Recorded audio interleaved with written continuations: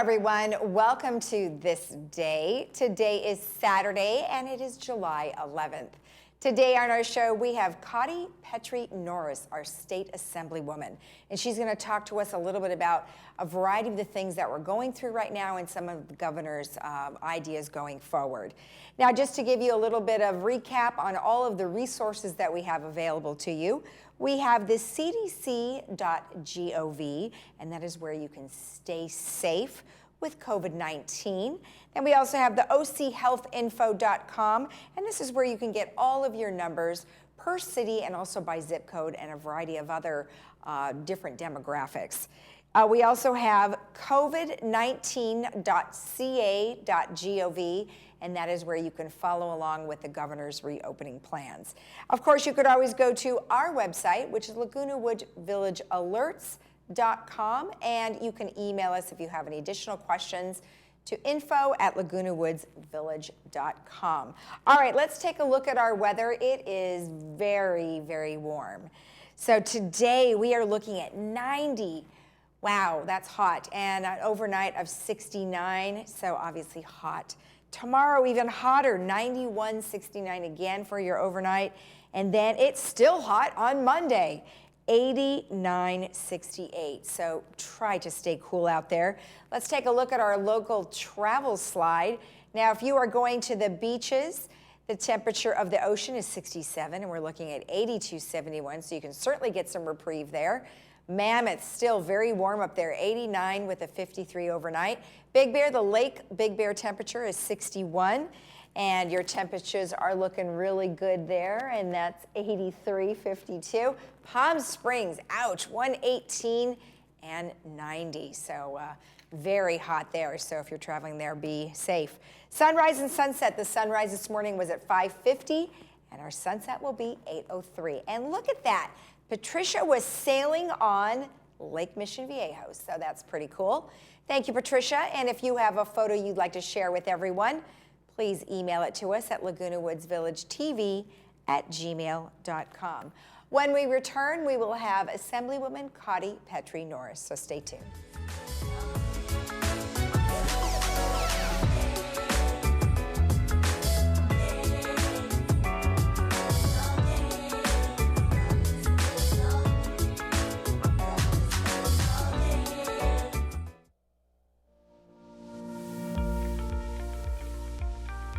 Hello, my name is Dennis Cafferty, General Manager of the El Toro Water District. I sincerely hope you are healthy and well.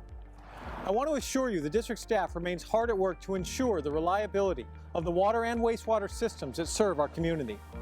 Please know your drinking water remains safe.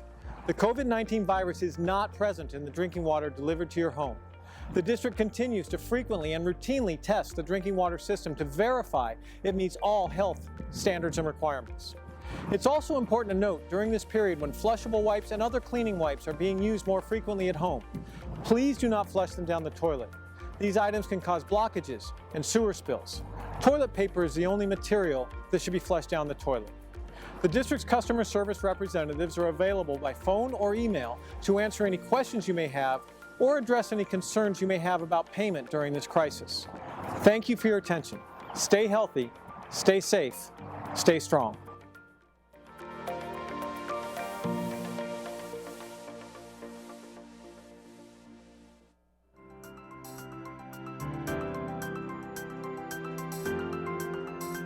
Back. Today I'm joined by Connie Petrie Norris, our Assemblywoman, and she is here to talk to us about the importance of all of the things that the governor and all of our legislatures have asked us to do over the last 4 months. Well, Connie, I know we've been, had you back here on and off for the last several months, and lots of challenges. So help us understand what is going on right now with COVID-19. Well, good morning, Lisa. It is always such a pleasure to be here with you. Over the course of the last few weeks, we have seen a really alarming spike in the spread of COVID-19. All across the state and here in Orange County, we are seeing a growth in the rate of infections, a growth in the number of hospitalizations, and a growth even in ICU capacity. So here in Orange County, we have had more than 20,000 positive cases. just to put that in context, over the course of the last 3 days, we've had more than 1,000 new cases each day. And our hospitalization rates are also rising. In the last 3 days alone, our hospitalization rates have increased by almost 10%. So this is serious, and we do need to take it seriously. Right. And if you look at your chart, you've got the ICU patients at 234 and then non-ICU patients at 445. Does that mean that they're just in the hospital in regular beds, or what does that mean? Yes. So they are serious enough to be hospitalized because of complications related to COVID-19, but not serious enough to need that intensive care. Okay. But those numbers are going up, and they're going up really quickly. Right. Okay. Good to know, because, obviously we've got to, really take a hard look at some of these numbers. And if they're increasing that fast, we do have to be careful. So why do you think they're increasing? I mean, obviously we opened up. Sure, you're probably going to expect something like that, but what are some other factors? Well, certainly, as we reopen the economy, as we loosened some of the modifications with our stay-at-home order, a certain amount of increase in community spread was certainly to be expected. But alongside that, we've also seen a really significant rise in the infection of the group that the governor calls the kind of the young and invincible. So the 21 to 34-year-olds who are socializing, maybe not practicing distancing, sort of going to bars and restaurants in enclosed settings. So we've seen a really precipitous rise in infection rates for that group. What would you say to, someone who maybe has gone to a bar or even a restaurant and found that they weren't really doing what they were supposed to be doing? I mean, obviously there's certain parameters that many of these restaurants are supposed to be following. What would you suggest that an individual do? Well, what the governor has said, and what our local law enforcement agencies have said, is that we really want to focus on education. We don't want to have to move to enforcement. We don't want to start to have to issue citations. But both locally and at the state level, if education is not working, we are in a position to step up enforcement efforts. And the governor and our state legislature, we are looking to our local partners to lead that. We think that is the appropriate place to have enforcement. We've also created an incentive for our local partners to enforce. So there is $5 billion of the COVID relief funds that have been set aside, specifically earmarked for cities, for counties that are enforcing. So if you're in a business and they are not practicing what you think are safe practices, I think the first step is to say something to the management. Because I think sometimes the voices that are saying, oh, you're stepping on my freedoms, you're infringing on my rights, maybe I think are louder. And I think that there's a silent majority of people who want all of our businesses and all of our residents to take these basic steps to protect ourselves, to protect our families, to protect our communities and the people that we live with. Okay, well, thank you for that. Hospitals, I mean, we have so many here. Are they all prepared and ready if there is going to be a big surge? So yes, our hospitals are prepared. Over the course of the last 4 months, an absolutely Herculean effort has been underway all across the state and here in Orange County to ensure that our healthcare delivery system was prepared for a COVID-19 surge. So we have increased the number of hospital beds available by more than 60%. We've surged capacity across the state of more than 60%. We have increased the supply of personal protective equipment. And some of your viewers may remember hearing stories or reading articles over the last several months about just a really critical shortage in the supply of N95 masks and of surgical masks. Those are still challenges, but we have gone a long way to stabilize those supply chains. We have sourced and distributed millions and millions of units of these N95 masks, and we have millions in our state strategic stockpile. Alongside that, we've also taken steps to reinforce the medical staffing. I think on a previous show, I talked about the California Health Corps. that the governor announced a couple of months ago, we ended up having almost 100,000 individuals who applied to be part of this California Health Corps. And as we went through the vetting and evaluation process, 35,000 people identified who have suitable specialities, who have appropriate certification, and who could be deployed if we see a surge and need to do that. So obviously we want to take steps right now. We want to be proactive and strategic so we avoid that surge. But I do want folks at home to know that we are prepared. Right. And one thing we were talking about a little bit offline was, you know, even though you might, I mean, you still can go to the hospital if you're having situations like heart attack and stroke. And if you have something scheduled that is a necessary surgery, that is still happening right now, correct? Correct. And we want to make sure, and I think I said this to you earlier, we want to make sure that we are maximizing the health and welfare of our entire community. And, you know, part of that means ensuring that you are getting the medical care you need, whether it's for an emergency, for a surgery, or even if it's just for a regular checkup with your doctor. We need to ensure that people are still doing that. Now, one thing that you mentioned is something I think the governor obviously is doing is, I think you referred to it as a dimmer switch. So Right. we're at a point now where we might have to roll back things, and we certainly don't want to go backwards. We want to go forward. So what are some of the current restrictions and closures now? Well, I mean, you can help remind us what they are now, but what are they looking at? I mean, if things keep going up, we could go backwards. Right. We absolutely want to make sure that we can continue to reopen this economy safely and responsibly. And, you know, each of us have a huge role to play in whether or not we can do that and how quickly we can reopen, whether or not we are going to need to adopt further modifications. So last week, the governor announced it's sort of a dimming of that switch and some new restrictions for indoor dining and, you know, indoor bars. So across the state in 26 counties, which is almost 75% of the state of California, we have unfortunately had to suspend indoor dining and close bars. The hope is that that step will be sufficient and that we won't have to go further. But the reality is that we are learning new things about this virus each and every day. And we are having to make modifications and to make shifts to ensure that we are protecting the safety and the welfare of our communities. But again, I would just reiterate that the speed with which we can reopen, the decision about whether or not we have to pull back, that is not just up to the governor. It's not just up to the legislature. That is up to you, to every single one of our viewers, and to 40 million Californians. And we can all take steps and little steps that have a really profound impact on our success or on our failure as we fight this disease. Right. And I know that we just probably can't say it enough of all the things that we're supposed to be doing, like washing our hands and, you know, wearing the masks and all the other things. Although, you know, there are people who aren't necessarily doing what they're supposed to be doing. So what can we do about that?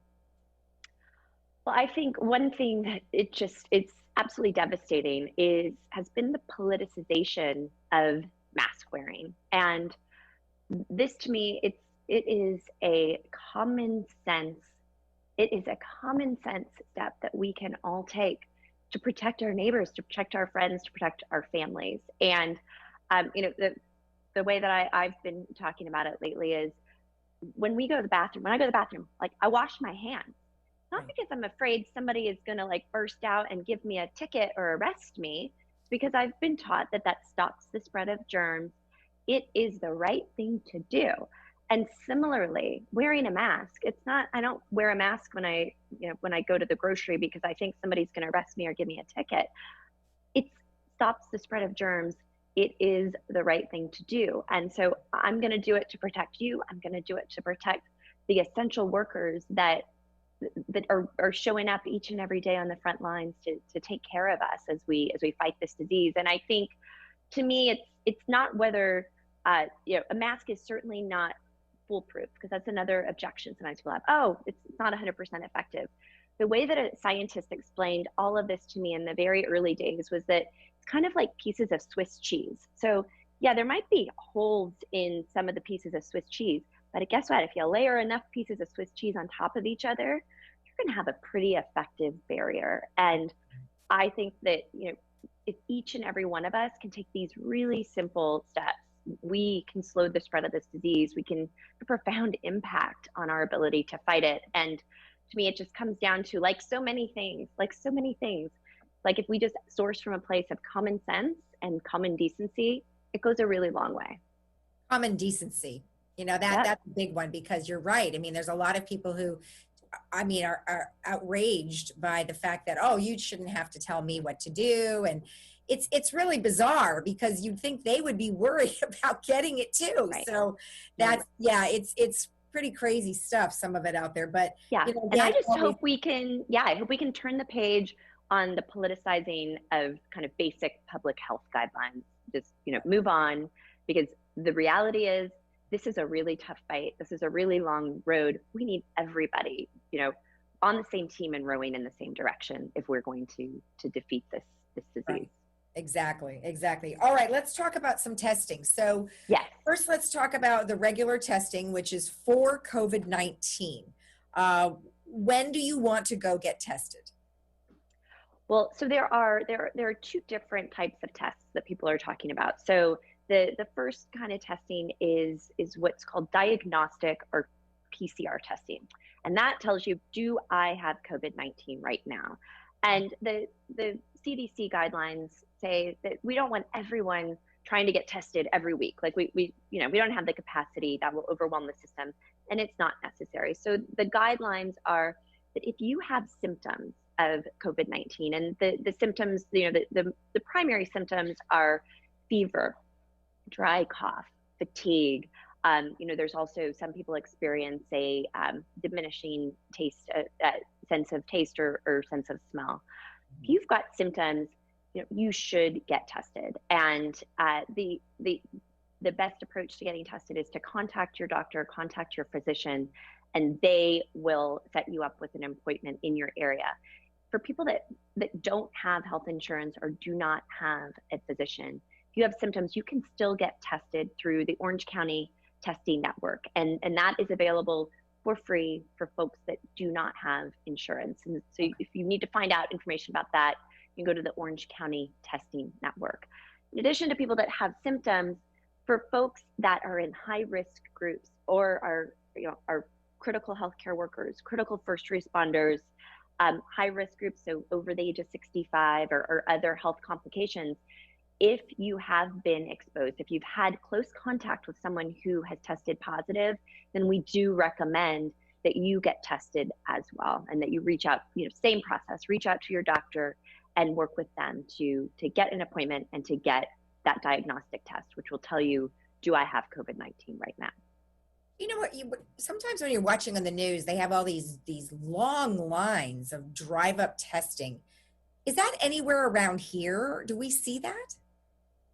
We have I think we've done a pretty good job here in Orange County of managing kind of that throughput, and we've got testing sites all across the county. One thing that I do want to flag is, as the number of positive cases have increased, as the number of people that need to get tested has increased, we have seen a slowdown in the turnaround on testing results in some instances, because our labs are getting overwhelmed. And so that's one reason why we want to make sure that everybody who needs to get tested gets tested. But we don't want everyone, if you haven't been exposed, we don't want everybody showing up every single week to get a test, because that way we'll be able to manage the supply and demand here in the county and avoid those long lines that you've seen in some other places. Okay, good. Because what, it only used to take a day, and now is it going up to like 3 days now? Yeah, there are some places where it's gone up to 3 days. We've even seen in some testing sites it's actually higher. So we're working really hard at the county level and at the state level to continue to turn those test results around as quickly as possible, because that's absolutely critical. It's absolutely key in terms of our ability to control the spread, that people can learn as quickly as possible, yes, you're positive, or no, you're negative, you're safe to go back to work. Okay. And of course, antibodies is a big word now, and everybody's wanting to know, when are these antibody tests going to be available? Because lots of people think they've already had it. I mean, we don't Right. really know, right? And if you get tested, then at least you're going to know. So what is going to happen with the antibody tests? Yes, so antibody tests, they're the tests that tell you, have I had this disease? Do I have antibodies for COVID-19? And unlike the diagnostic test, which is the one where you get kind of the swab up your nose or down your throat, the antibody test is a blood test. So those are available. There's a wide range of facilities and clinics that are doing those tests here in Orange County. You can find out more information about those sites at the Orange County Health Info site, also at the California government COVID-19 site. And I do recommend people use those sites just so you can find a reputable provider, because it's kind of the wild, wild west where you've got stuff springing up and people are promising the world, but not necessarily using reliable tests. So it is, it's useful for people to get tested for antibodies, but I will also point out that there is still so much that we are learning about this disease, and that scientists around the world are learning about this disease. So right now, even if you test positive, even if it says, oh, you do have some antibodies for COVID-19, scientists still don't know what that means. They don't understand, does that mean that you have immunity to the disease? And how long do you have immunity to the disease? So one thing that's happening here in Orange County and frankly, all across the state and all around the world are these really large scale, they're called serology studies, to start to understand, okay, how widespread is the disease and what does it mean when people have had it? And what kind of immunity does it really confer? So Orange County, the Orange County Health Department is working really closely with UCI on a county-wide serology study. And those kind of learnings, we're still figuring it out, but it's sort of weeks or months away. And that is going to be so important as we figure out how do we strategically then make decisions about who is safe to go back to work, who's safe to be in the community, and who is not so safe. So those lessons are going to be so important again as we work together to fight this pandemic. Right, and it'll be nice to know when the antibody tests are somewhat foolproof, because like you said, there's a variety of people who are offering them, but you don't really know if those results are true or not. What resources do they have from your office? We are here to help, and all of the information that we talked through, a lot of that is on my website. So a lot of the phone numbers and links to resources about testing, about other programs, about recent restrictions are available online. And the easiest way to find my website is just to Google COTTIE, which is COTTIE. We also do have a dedicated page with senior resources for COVID-19. And again, easiest way to find that is Google COTTIE Senior Resources. And if you need any other help, don't hesitate to call. Our phone number is 949-251-0074. Perfect. Well, always a pleasure. You are a wealth of information, as always. I appreciate it. Thank you. And It's good to stay see healthy you out there. Yes. Stay well, be safe, and look forward to seeing you again soon. All right. Thanks again, and have a great day. Okay. You too. All right. And we'll be right back after this.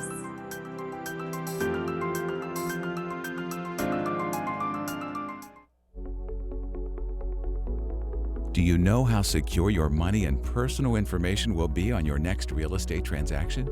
Escrow Options Group is the only escrow company trained by the FBI on fraud. We also carry cyber fraud protection and have received the largest industry security measure, the SSAE certification. Ask your real estate professional to open escrow with Escrow Options Group to ensure the protection of your funds and personal information on your real estate transaction.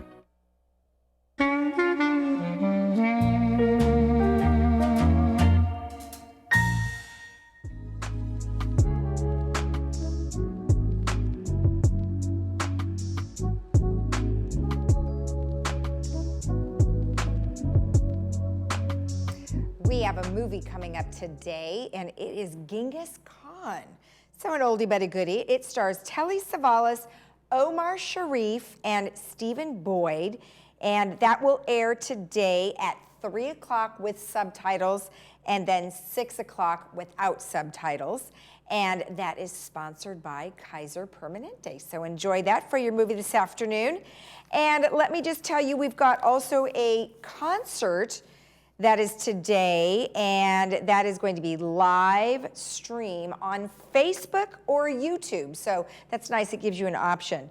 It'll be at 5 p.m. and you can type in Facebook Winnipeg Folk Festival, or you can also type the same thing in YouTube. So that looks really exciting, so that should be fun.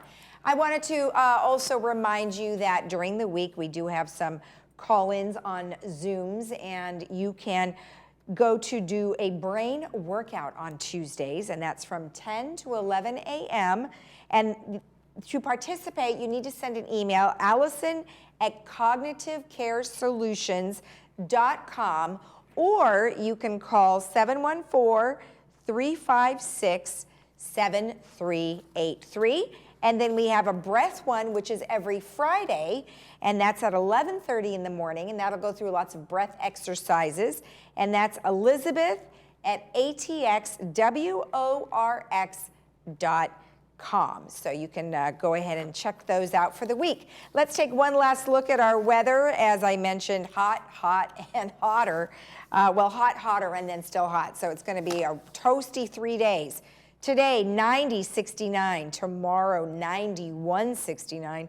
And then Monday, a little cooler, 89, 68, but not looking that much better. Local travel weather's looking very nice in some areas and hotter than other areas. We have got the beaches are looking at 82, 71. Mammoth, very warm, 89, 53. Big Bear, 83 with a low of 52. And then Palm Springs, really hot, 118, 90. Have a great weekend. We will see you again here on Monday at 9 a.m. You can always watch our rebroadcast at 12:30 and 5 today. Nothing on Sunday, but we'll see you again on Monday. Have a great weekend, and we'll see you on Monday. Stay safe. Bye-bye.